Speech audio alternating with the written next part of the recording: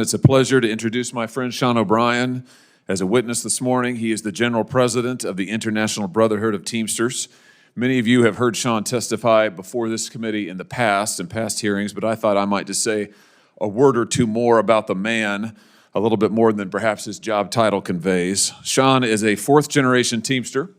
His great-grandfather immigrated from Ireland, landed in Boston, and made deliveries in a horse-drawn wagon. Sean's family didn't pass the wagon down through the generations, but they certainly preserved their great-grandfather's spirit. Sean's father was also a lifelong Teamster, as are two of his brothers. When he turned 18, Sean himself joined Teamsters Local 25 as a heavy equipment driver, and he has kept working ever since for himself and for his fellow working men and women. His dedication, I think, is undeniable, and so is the heart of the Teamsters. Just a few days ago, approximately 6,000 Teamster locomotive engineers ratified a new 5-year contract with Union Pacific. And just last month, 160 Teamster bus drivers, monitors, and mechanics in Michigan ratified their first union contract. I could go on all day with these examples. The point is, Sean O'Brien knows his fellow workers. He cares about their lives and their well-being, and he's here today to help us understand how we can better serve the American people. And I hope it's obvious to everybody on this committee that we've got work to do when it comes to the nation's labor market. Since the COVID-19 pandemic, corporate profits are up, employee wages are stagnant, and American workers don't just compete anymore with foreign labor, which is bad enough. Now they've got to contend with AI coming for their jobs. We know we've got to do more than we're doing now for our workers, and we've got to do more to update our labor laws, which haven't seen significant reform in over 40 years. I'm glad that Sean O'Brien is here today to help us talk about this important effort and what we can do to get a revival of the American worker. Thank you, Mr. Chairman. Thanks for being here, Mr. O'Brien. Thank you very much, Mr. Chairman. Thanks for calling this hearing. Thanks again to the witnesses for being here. I want to start with you, Mr. O'Brien, but first let's just do a little bit of context.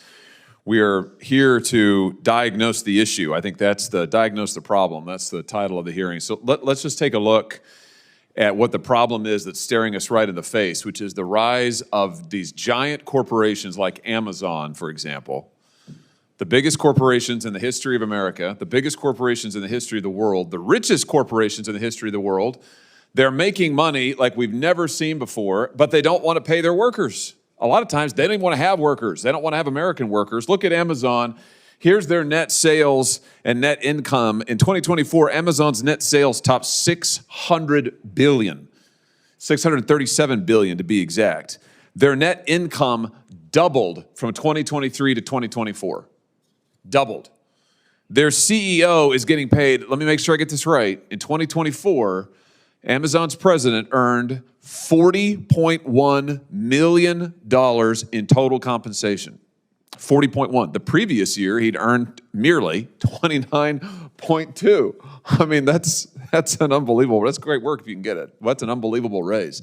Only problem is, according to their own financial disclosures, Amazon's average worker, average employee worldwide is making $37,181. $37,181. So that's a C-suite to employee ratio of 1,078 to 1. And meanwhile, these guys are fighting you, Mr. O'Brien, every step of the way as you try to get some basic representation for their workers, for their drivers. Tell us about what you've been facing from this company. I'll get this right at one point. Amazon is probably the largest violator of the NLRA right now. And they have grown significantly, to your point. They focus on 150% turnover ratio in their workforce. They focus on distressed communities. And the number one violator of OSHA, they've got the most violations last time we checked. Now, we have a model that's a similar company that employs similar workforce at United Parcel Service, 340,000 Teamsters that are part-time and full-time. Those part-timers earn full-time benefits, health and welfare and pension. They earn wage increases guaranteed every year. They earn a livable wage. And most importantly, they have a path to a full-time career that, on the average, the UPS full-time employee makes about $140,000 per year for doing the same business, and UPS is a very profitable business. Boy, you talk about $140,000 $1,000 and change. You talk about that versus 37,000. I'm just thinking back to your reference to rerum novarum, the dignity of the individual. I mean, how are you supposed to raise a family on $37,000?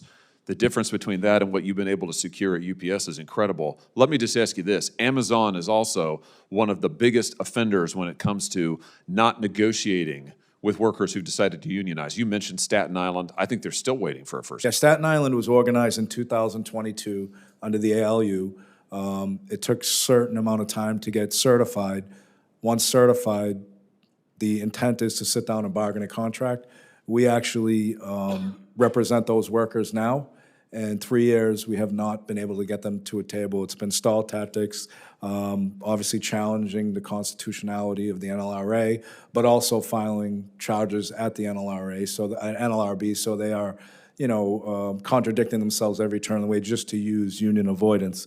And I believe there was a article in the Economic Policy Institute, which was dead on, that stated, Amazon has zero intention of engaging in real good faith collective bargaining with representatives of Staten Island workers. In fact, their business model, which relies on high worker turnover and avoiding responsibility for their employees, is designed to make union organizing nearly impossible. In that context, tell us why the Faster Labor Contracts Act is so important. Important to put a shot clock on these big corporations so they can't just say, well, you voted to unionize. Good luck to you. We're never, ever going to sit down and talk to you. Yeah, the Faster Labor Contracts Act has timelines. It has consequences for bad behavior. And I think it's important that if and when this Faster Labor Contracts Act is passed, bad actors like Amazon will be forced to the table, will be forced to negotiate, and will have to agree to a first-time contract without retaliating against the employees. And you will see a continued workforce that has a future under this Faster Labor. I just want to say this in conclusion, Mr. Chairman. Many folks on our side of the aisle talk about their concern about woke corporations, and I'm worried about woke corporations too. You want to make woke corporations a thing of the past? Make them accountable to the American worker. Empower the American worker. Give them a voice. That's the solution. Thank you, sir.